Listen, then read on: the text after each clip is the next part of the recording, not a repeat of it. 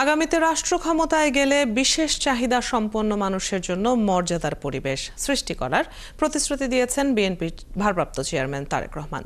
শনিবার বিকেলে এক মতবিনিময় সভায় তিনি এই প্রতিশ্রুতি দেন।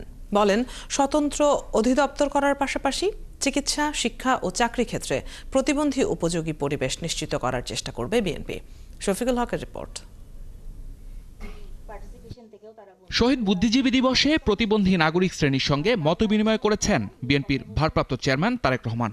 রাজধানীর আগারগাঁওয়ে এলজিইডি মিলনায়তনে দেশের বিভিন্ন প্রান্ত থেকে আসা প্রায় ১.৫ শতাধিক প্রতিবন্ধী অংশ নেন এই আয়োজনে। মতবিনিময়ে অংশ নিয়ে নাগরিক জীবনে সম্মুখীন হওয়া নানা সমস্যার পাশাপাশি বিভিন্ন দাবি তুলে ধরেন সমাজের পিছিয়ে পড়া জনগোষ্ঠী। গণপরিবহন নেই যেখানে একজন প্রতিবন্ধী মানুষ হুইলচেয়ার কিংবা ক্রাচ নিয়ে উঠতে পারেন। রাষ্ট্র ক্ষমতায় গেলে প্রতিবন্ধীদের দিকে আলাদা দৃষ্টি দেওয়ার প্রতিশ্রুতি দেন মির্জা ফখরুল। আপনাদের যে সমস্ত সমস্যাগুলোর কথা বললেন, আপনাদের সেগুলোকে চিহ্নিত করে ভবিষ্যতে আমরা সুযোগ পেলে অবশ্যই সেগুলো সমাধানের জন্য আমরা আপ্রাণ চেষ্টা করব। মতবিনিময় সভায় বিএনপির ভারপ্রাপ্ত চেয়ারম্যান তারেক রহমান বলেন, আগামীর বাংলাদেশে কোনো প্রতিবন্ধী যেন বৈষম্যের শিকার না হয় সে লক্ষ্যে নানামুখী পদক্ষেপ নেবে তার দল। বাংলাদেশ জাতীয়তাবাদী দল বিএনপি জনগণের সমর্থনে রাষ্ট্র পরিচালনার দায়িত্ব পেলে আমাদের সর্বোচ্চ চেষ্টা থাকবে, আমরা সবসময় আপনাদের পাশে থাকব।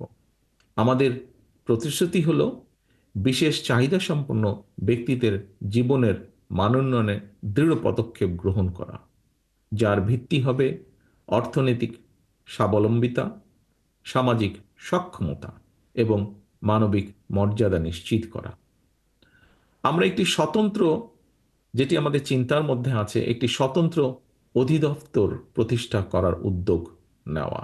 প্রতিবন্ধী ভাতা বাড়ানো, চিকিৎসা, চাকরি, যাতায়াত ব্যবস্থা সহজ করা সহ সব ধরনের নাগরিক অধিকার নিশ্চিত করতে নতুন আইন করার প্রতিশ্রুতি দেন বিএনপির ভারপ্রাপ্ত চেয়ারম্যান। নতুন আইন প্রণয়ন, বিদ্যমান আইনের সঠিক বাস্তবায়ন, বরাদ্দকৃত অর্থের পরিমাণ বৃদ্ধি কিংবা সেই অর্থের সুষম বন্টন, যেভাবেই হোক আমাদের চেষ্টা থাকবে আপনাদের অধিকার ও সুযোগগুলোকে নিশ্চিত করার। শফিকুল হক, ৭১, ঢাকা। এমন একটি